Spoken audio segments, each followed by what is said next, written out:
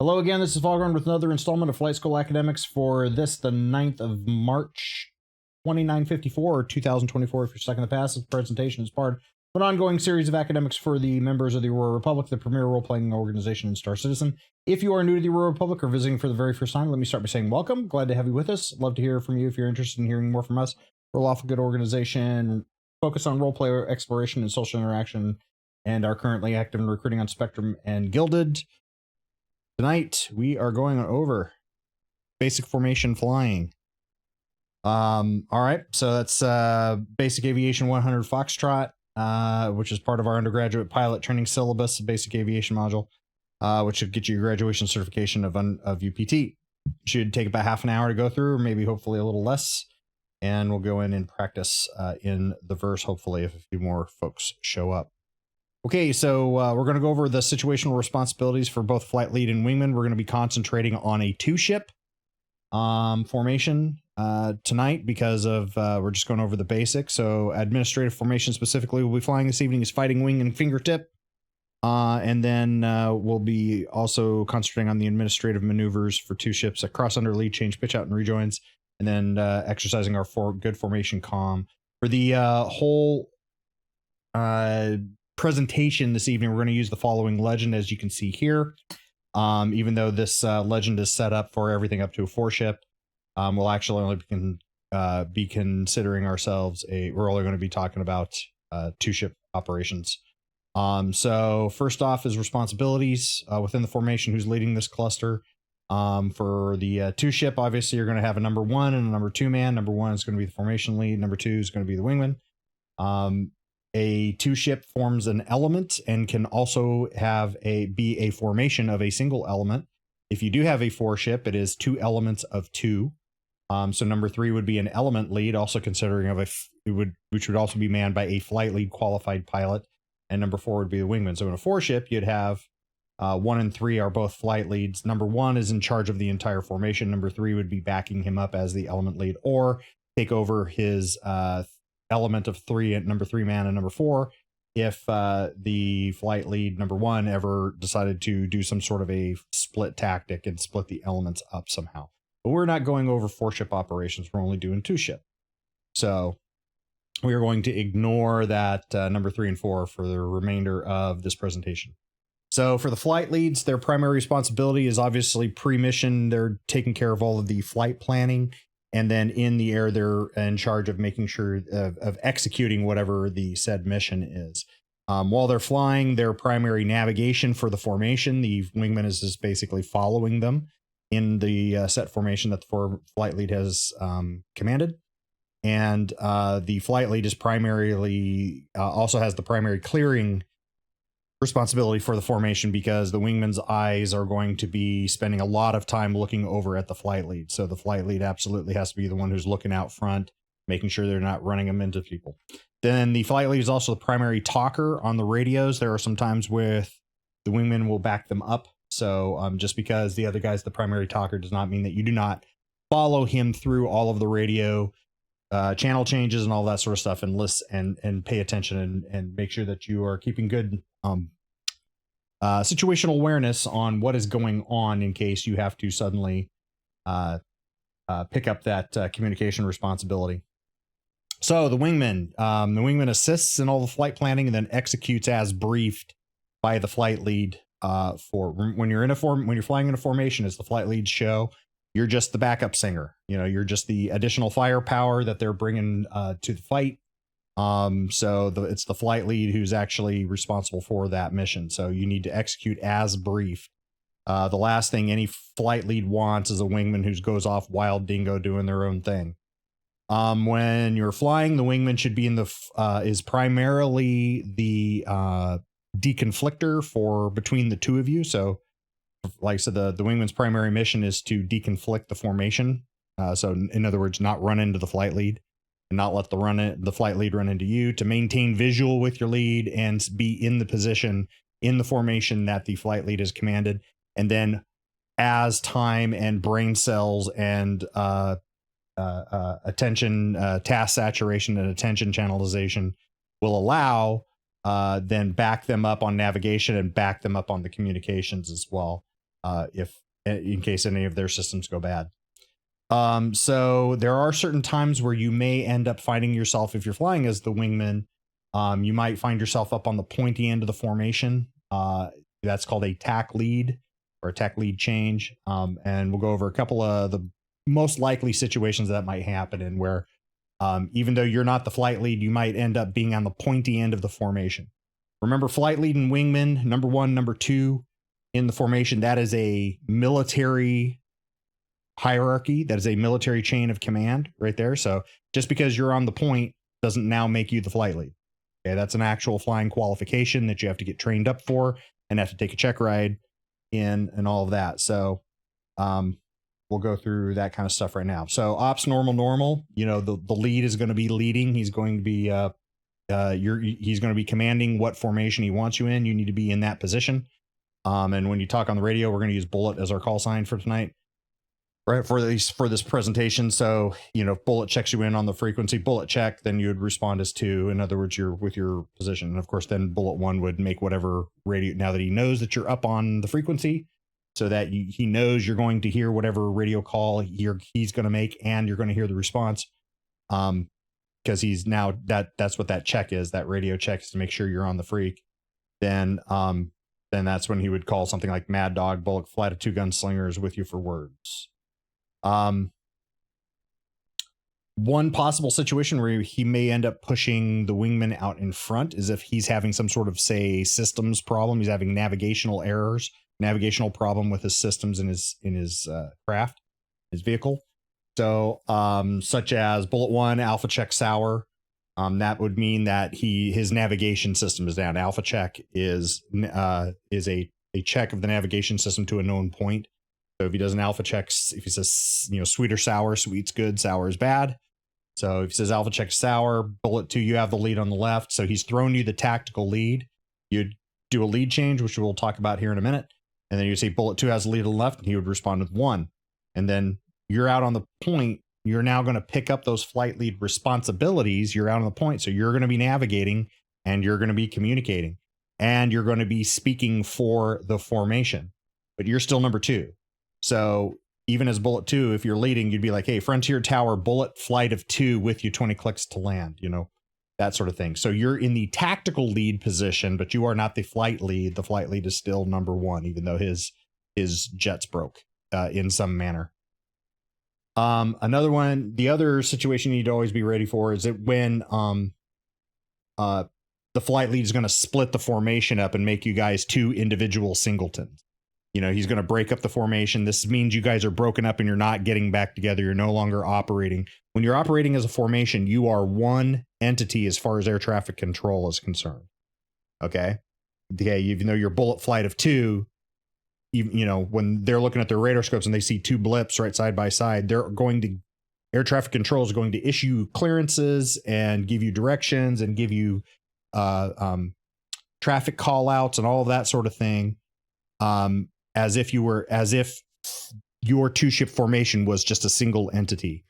When the flight lead breaks you up, now as far as air traffic control is concerned, you are now 2 separate entities now, and they will then issue each of you clearances and all that sort of thing separately. So in that case, you're not going to obviously do a lead change. What's going to happen is, you know, bullet 1, say bullet 1 alpha check home plate, and then he'll read his navigational data. Lead has it 350 Mark 20, 25 clicks.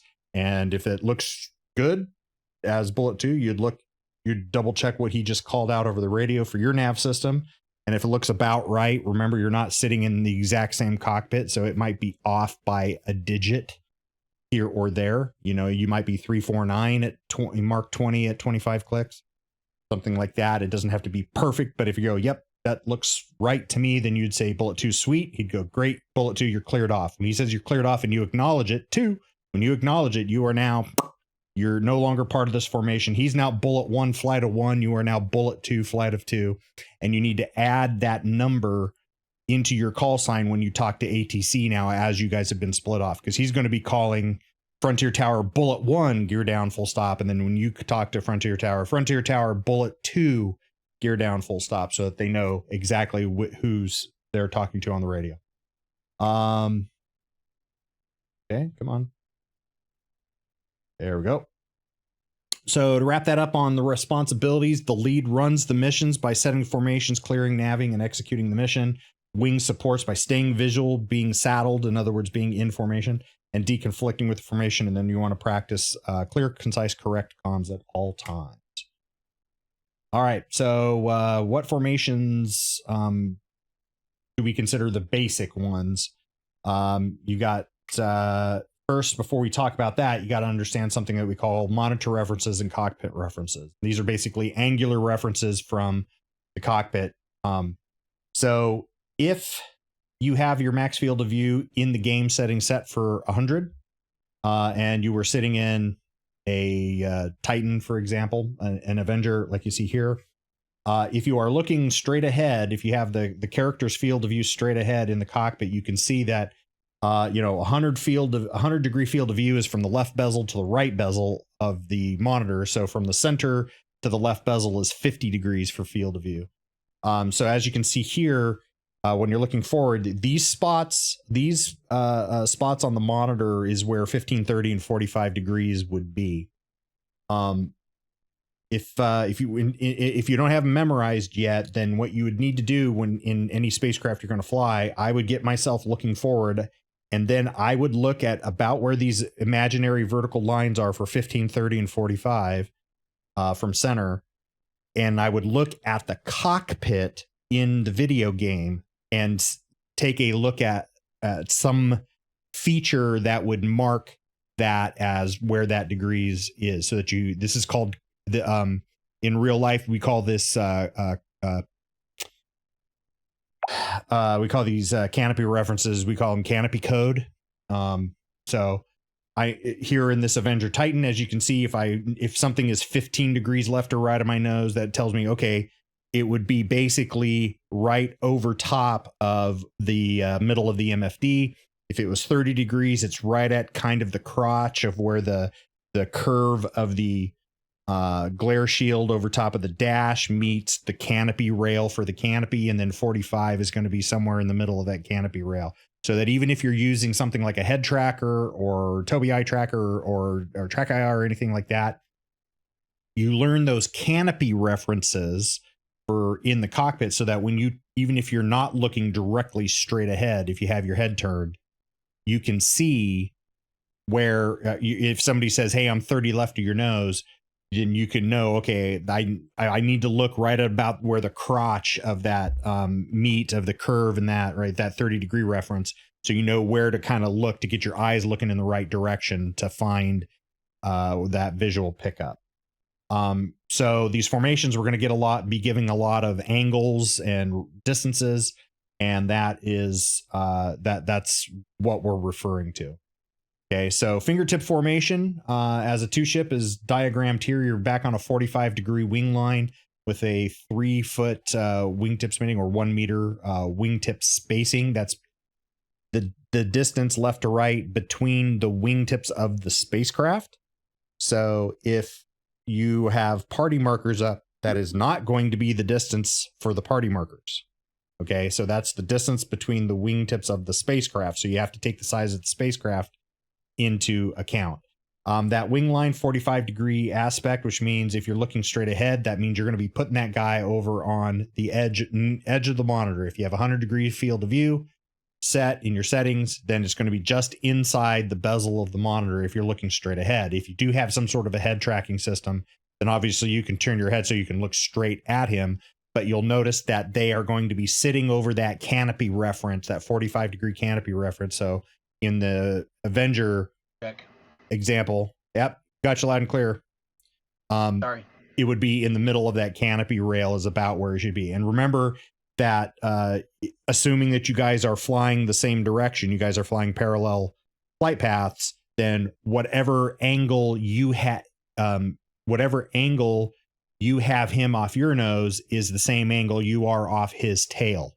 You know, if you remember anything about, you know, if you were paying attention in geometry class back in high school, you know, you get those coordinating angles, assuming you guys are flying the same direction. All right. Fighting wing. is a little bit easier to fly for a 2-ship. This is what I consider sort of the maneuvering formation, because when you're in fingertip, as the flight lead, when I'm got a guy in close aboard on fingertip, I'm not doing big Hayaka maneuvers. If I need to turn or pitch change or anything, they're very slow, easy, gentle, deliberate maneuvers when somebody's in close on fingertip, because they're going to be working their ass off to stay in formation right there. If I need to do a little bit more aggressive maneuvering, then I'm going to throw them back 100 to 300 meters back in a 20 to 45 degree aspect cone from the tail, and just stay out of dead six. It's a cone. It's a 3-dimensional circular, and it has kind of a donut when you look at it. So it's a conut.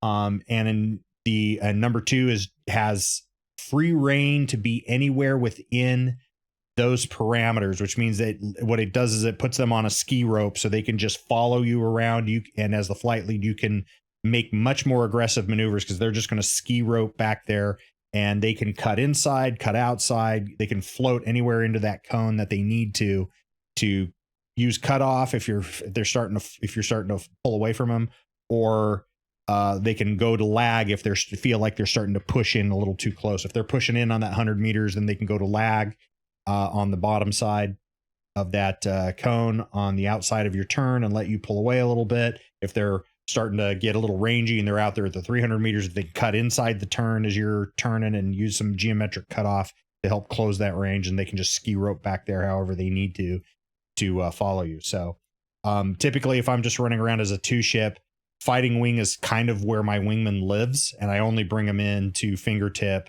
for very specific things, probably coming up initial at the base of intended landing for a pitch out and land, and that's just so that it looks good and looks like a good military for me.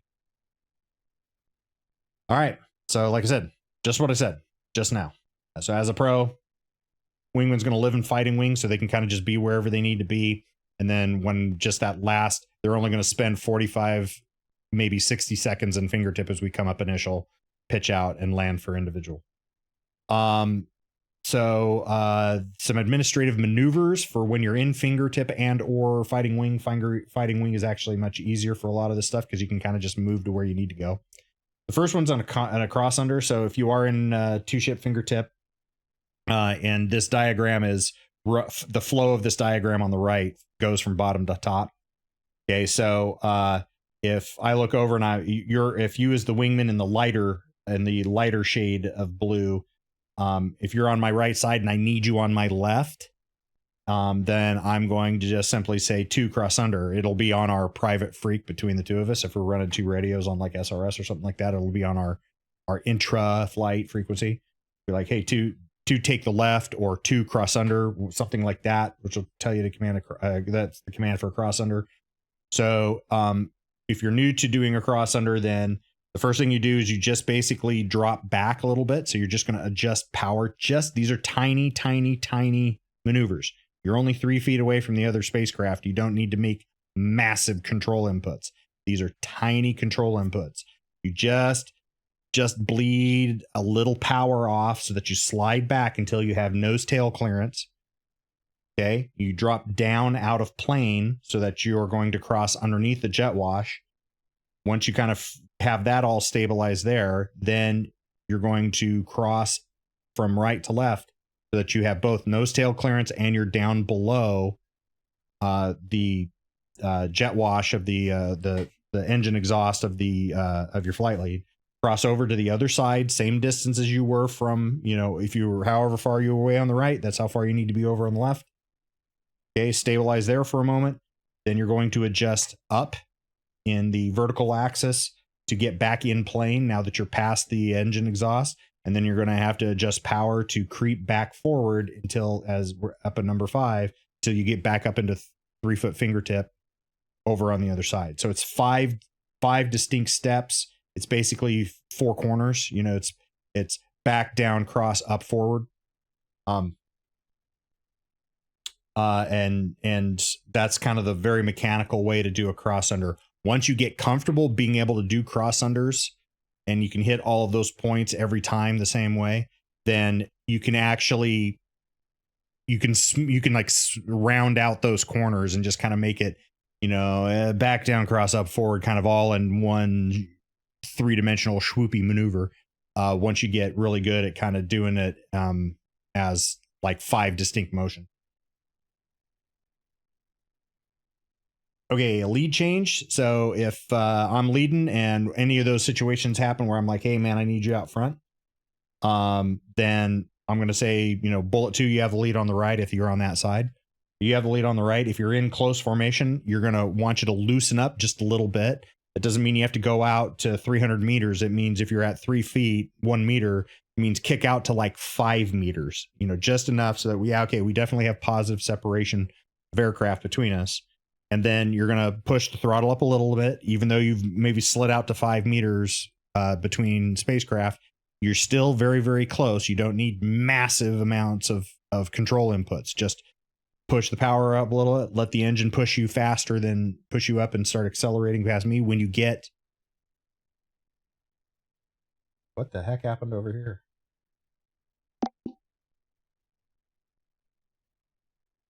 Anyway, when you're passing 3-9 line, that's when you call that you have the lead on the right. Bullet 2 has the lead on the right.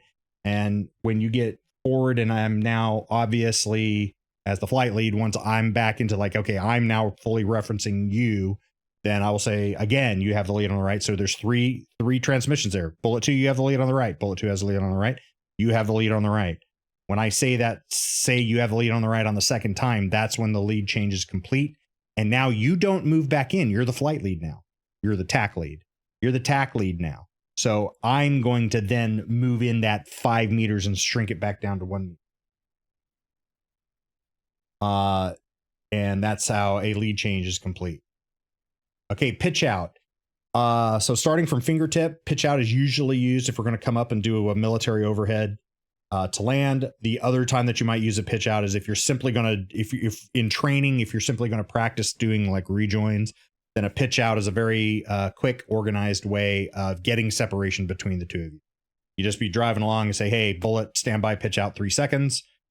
And you don't actually acknowledge that. You just say it. And then and when you see me crack my wings to go pull away from you, then you stop looking at me. You look straight ahead and clear for yourself. You count 3 seconds in your head, and then you do a pitch out as well. We'll end up about 2 kilometers, nose, tail, and trail. With that, and then at that point I could start a rejoin if we were doing this for a rejoin. If we're doing this for land, then we're going to do that pitch out. It's a 180 degree turn at about 3 Gs. And if we're doing it to land, that's also going to be where you're going to bleed off whatever excess speed that you need to bleed off. If we're doing this to land, then you would imagine that right here over this brake zone, the spot where I brake should be right over our point of intended landing. So I would do this over top of the space we're going to land. And then once we roll out and you finish your brake turn, then I'm going to do a final turn and come into land. And you would just basically try to do a follow the leader. And with maintaining that 2 kilometer spacing, obviously, until I get down onto the ground and everything as you come into. So that's how we would split up so that we're not trying to land in formation. You actually can do formation landings in real life. Star Citizen is not designing itself to be able to do that, as far as we're not going to have runways. You're going to have to be going into separate hangars and all that sort of thing. So, but this is still a good skill set to have. So we'll press that. And then, of course, the straight ahead and rejoins. You have 2 different types of rejoins, straight ahead and a turning rejoin. Straight ahead rejoins, sometime it's not my preferred one, because I like to use geometry because it saves fuel. But sometimes the situation is that you can't a turning rejoin doesn't make any sense. So when you have to do a straight ahead rejoin, it is a pure speed overtake. If as flight lead, if I'm going to call for a rejoin, I'm going to tell you which side I'm going to watch on, and I'm going to tell you a reference speed. That reference speed is what I'm flying. So if I said bullet rejoin right side 160 set, it means I'm flying 160. And that gives you a reference so that you know, okay, flight lead is flying exactly 160. Are you going to fly 160? No, you're going to have to go faster to catch up with me. So you're going to fly 180 or 200, and you're just going to have to run me down. This is not a race. Okay. This happens all the time with straight ahead rejoins. Is number 2 goes, oh, I got to get in there. I got to get in there. I got to get in there fast, fast, fast. And they come screaming in with too much overtake. And they immediately come zipping past a flight lead and end up what we call into an overshoot. And they overshoot, and then it just makes the entire rejoin take longer, because now we got to basically make sure you stay deconflicted and then come around and try it again. So, I told you what speed I'm flying when I said 160 set. You fly something reasonable with overtake to run me down. And then at that end game, you can start playing your speed as you get close enough to start getting good enough visual cues for you to be able to do it visually and just come sliding right up into the fingertip position where you're at. Remember, slow is smooth and smooth is fast. Okay. So the turning rejoin, this is my preferred way of rejoining if we can afford to, as far as, space, distance, or threat.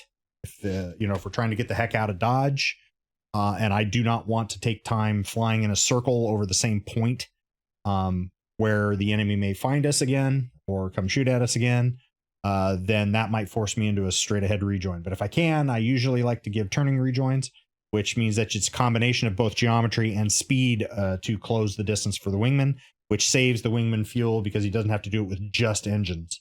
So I will still give you a set speed. It'll be, bullet rejoin left side, 180 set. Okay. Again, that set speed is what I'm flying. And if I'm in a turning rejoin, I'm going to be holding that turn between 1 to 2 Gs. Okay. Usually a G.5 to 2 Gs. I'm not going to pull more than 2 Gs. So this is a fairly light turn.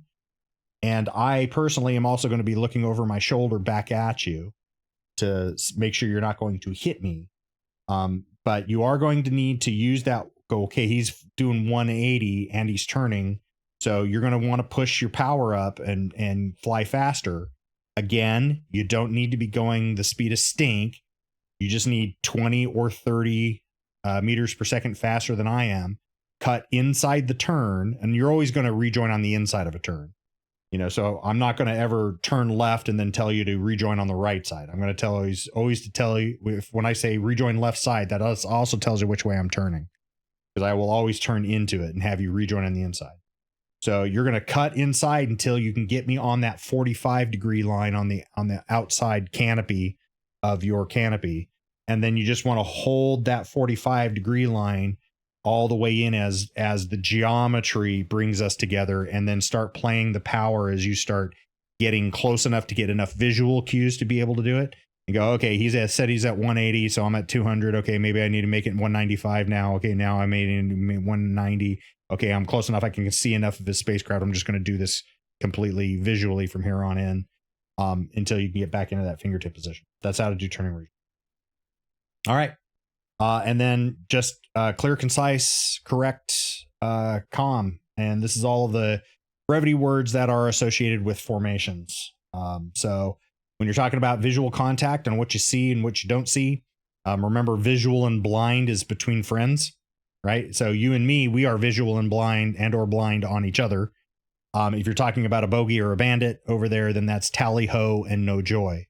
So if I tell you, hey, bandit, right 2 o'clock, 1 kilometer, and you don't see him, you're like, no joy. And I will keep giving you a verbal talk on until you tell me that you are tally ho. For visuals and blinds, tally ho's and no joys, you are that status until you tell me your status has changed. So at takeoff, I expect your visual with me. If you ever go blind, then you call blind. I'm going to start working getting us together, and you are blind on me until you tell me that you are now visual. So when you see me again, you're like, okay, choose visual. And you are visual until you tell me you're blind. Okay, so remember that about saying the statuses. Don't just expect that, oh, okay, obviously it looks like he can see me now. He must be visual. We don't play must be's and suppositions.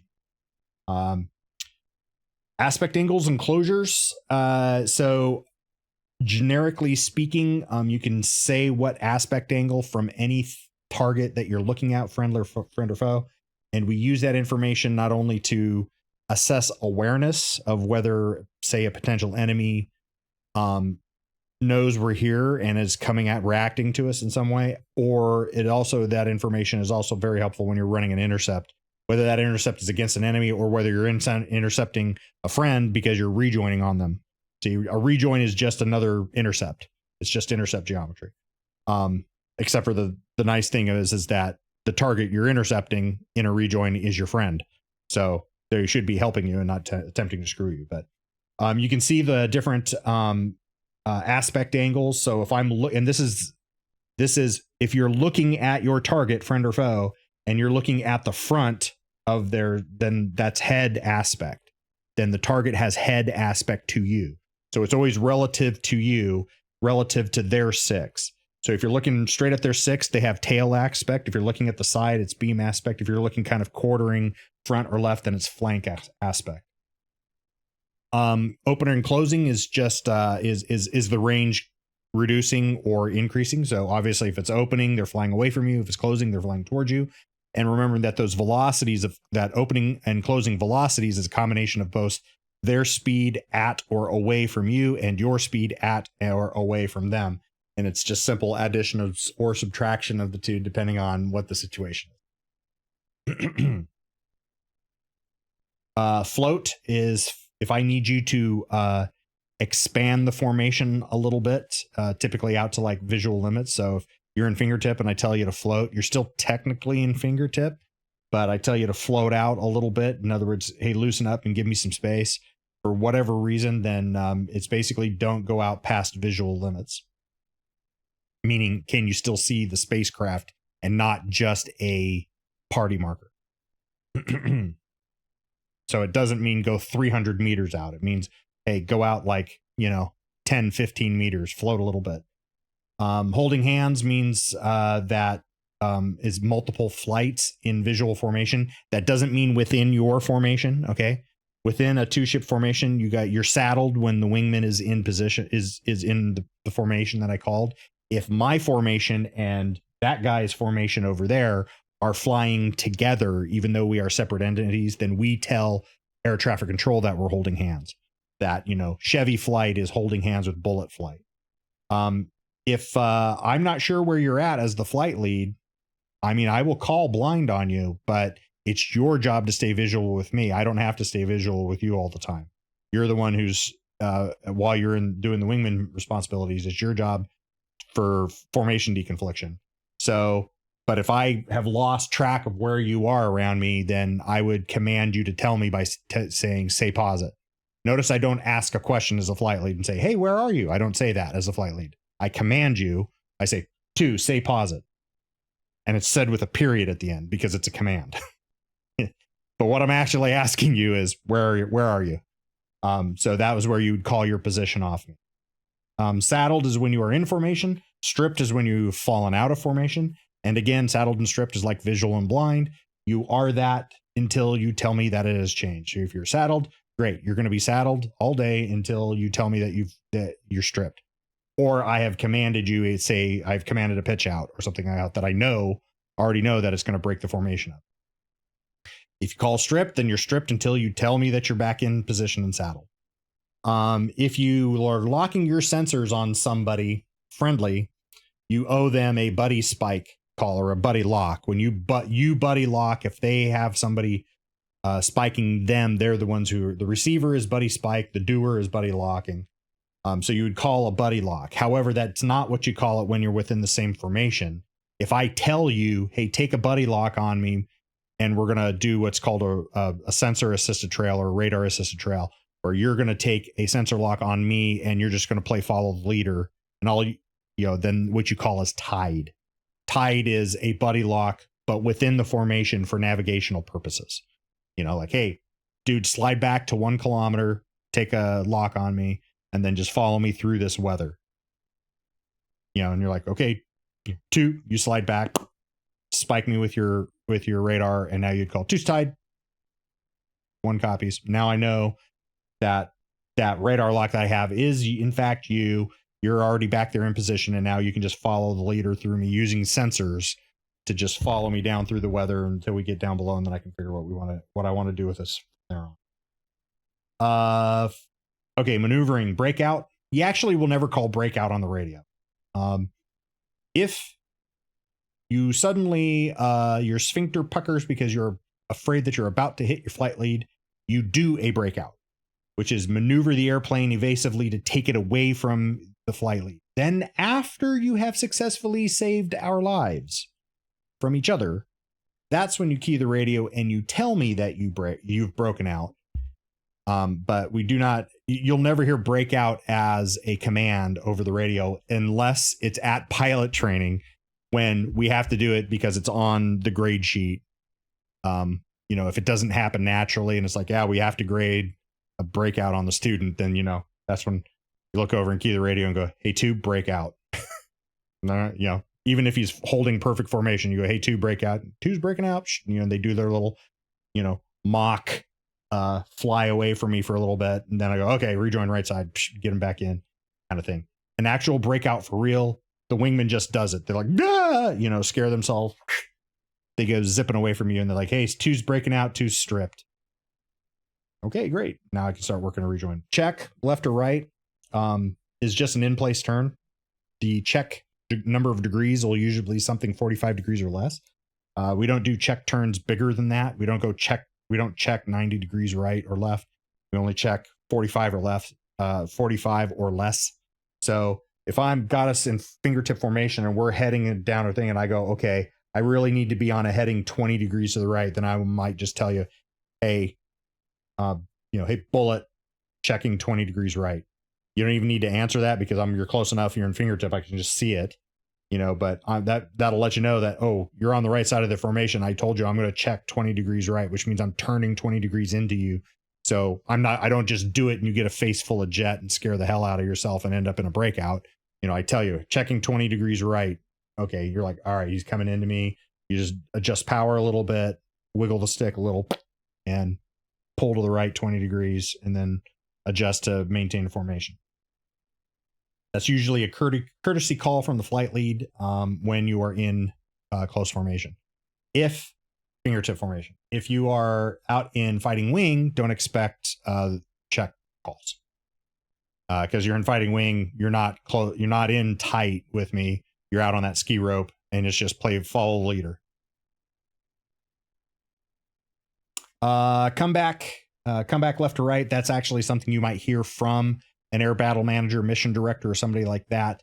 That's to both of us. That means, hey, turn around and come on back. An example would be like we're at the end of the mission, you and I are checking out and we're going home, or RTBing back to base, and then all of a sudden there's a pop-up threat.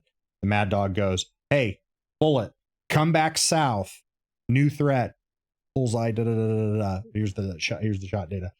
The flight lead might call a hook, and that is an in-place 180 degree turn. If we hook left or right, if it says hook left, it means we're going to turn 180 degrees. You're going to do this 3 to 4G turn in place, which means if you were on the right side, you're now going to be on the left side of the formation when we get done with the turn heading the opposite direction. Okay. And then obviously I already spoke to rejoins. So the actual brevity is rejoin. Rejoin is the word. Cross under, same thing. I already told you how to do it. The word is just cross under. I'll say, hey, 2, cross under. And it means from wherever you are, go to the other side. A lot of flight leads as slang technique won't say cross under. They'll just say, hey, 2, take the left, or hey, 2, take the right. If you're on the left and I say, hey, 2, take the right, that means perform a cross under, even though I didn't say it. Or I may just command cross under. That wraps up this installment of Academics Foghorn. Hope you found it interesting and helpful. If there are any questions I didn't answer, please feel free to contact me via email, Gilded Spectrum, or of course in the comment sections below. If you're watching this later, I'll answer it to the best of my ability and as soon as I see it. Please hit those follows and subscribe buttons as appropriate. Comment your comments in the comments. We do actually read them all and respond to the ones that we find worthy and mock the others. You can find out more information about the Aurora Republic at aurorarepublic.space or of course on Spectrum at robertspaceindustriescom/org/AuroraRep. See you next time. Foghorn signing off, wishing you a very pleasant remainder of your morning, afternoon, and or evening, and thank you so very much for watching.